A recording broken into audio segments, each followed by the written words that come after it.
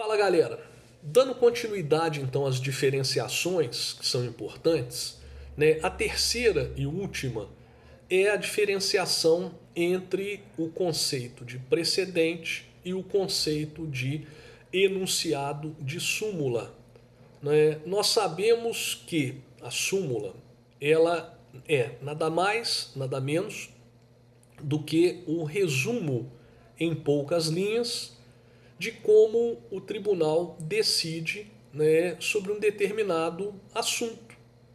Então, a partir de julgamentos reiterados, né, daquele tribunal, né, no mesmo sentido sobre um determinado tema, é possível firmar um enunciado de súmula. Para que vai servir esse enunciado de súmula? Esse enunciado de súmula ele vai servir, né, de orientação para todos aqueles que busquem informações de como aquele tribunal decide. Existem dois tipos de súmula, né, no nosso ordenamento jurídico. Existem as súmulas vinculantes, que são aquelas firmadas com base num procedimento previsto na Constituição Federal, né, que foi introduzido pela Emenda Constitucional 45 de 2004, e existem as súmulas não vinculantes, também conhecidas como persuasivas.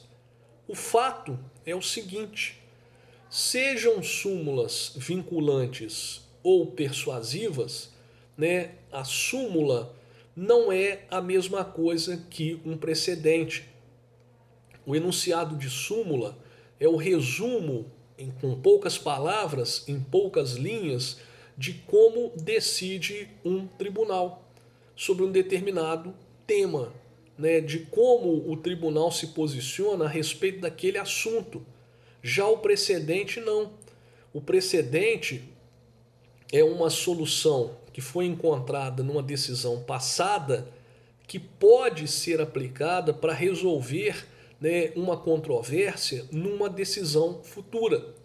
Então nós não podemos dizer, né, que um precedente é uma súmula, um enunciado de súmula é um precedente, porque nós estamos cometendo um equívoco. Um equívoco por quê? Porque há diferenças, né, conceituais básicas entre esses dois institutos. Nós demonstramos para os senhores. Isso é muito complicado. Até porque os senhores perceberão que muitas vezes no estudo desse tema, vocês vão constatar que o próprio legislador ele comete esse equívoco, né? Ele joga tudo no liquidificador, se nós podemos dizer assim, para que vocês possam compreender, e ele trata tudo como a mesma coisa, né? Precedente, decisão judicial, jurisprudência e enunciado de súmula. Então, muitas vezes o próprio legislador ele comete esse equívoco.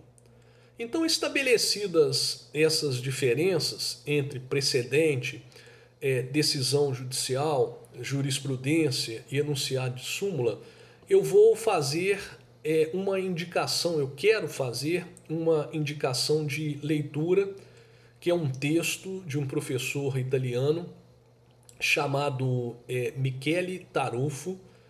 Esse texto já está traduzido para a língua portuguesa, ele é facilmente encontrado, né, através de uma busca na internet, e é muito importante que vocês façam a leitura desse texto. Por quê?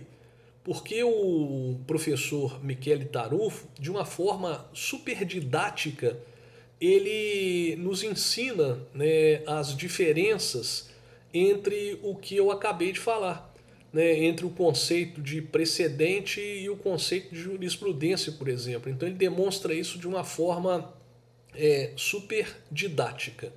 Pois bem, né, dando continuidade ao estudo do tema, então agora nós precisamos saber, né, como é composto um precedente, né? Então, quais são as partes que dividem um precedente? Então, esse é o nosso próximo assunto.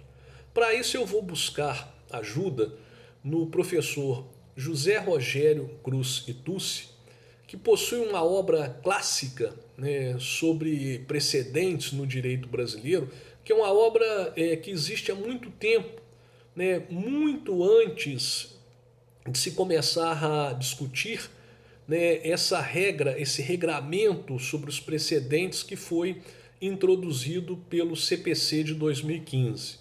Então esse é o nosso próximo assunto, né, como é composto um precedente. Eu desejo a todos um dia maravilhoso, né, com muita paz, com muita luz, e até breve.